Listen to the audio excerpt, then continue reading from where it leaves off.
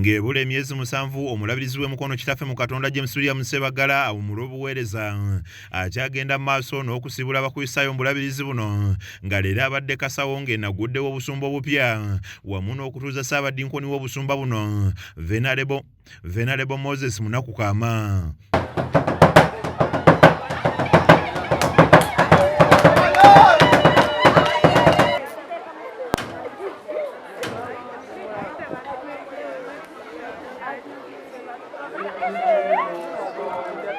Tugudewo era tongoza Ssabadinkoni buno mu linnya lya kitaffe n'omwana n'omwoyo omutukuvu.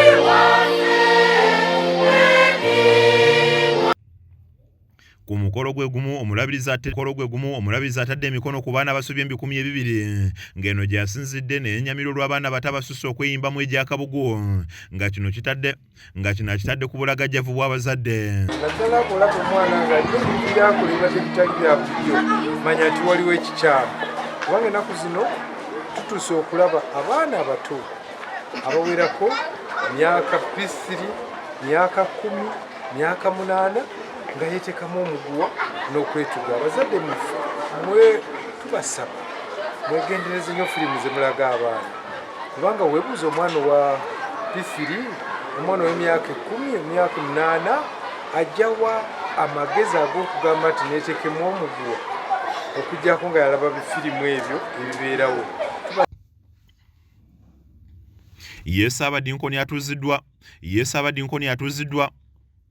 Ssabadinkoni atuuziddwa Venarebo Moses Munakukama yeeyamye okuweereza Katonda n'abakristayo n'obwetowaze.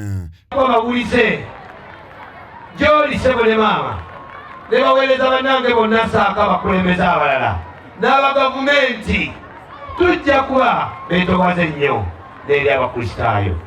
Njagala okukolaganira wamu n'abakulembeze b'amadini amalala kasabeko ku basiraamu kambalaleko muyimirireko bajjama baseekayinosuwe bawooli pasita ntale bamukoma muliuda abakadde bamuyimirireko abalabe bane mbanyaniririzeko bakubireko bonna n'abalimaamu n'abasiraamu abalala bonna tujja kwetandira nnyo okwolaganira awamu. Eyali omubaka wa paalamenti munnakifuma Kafeero Ssekitoleko yeebazizza abantu abawaddeyo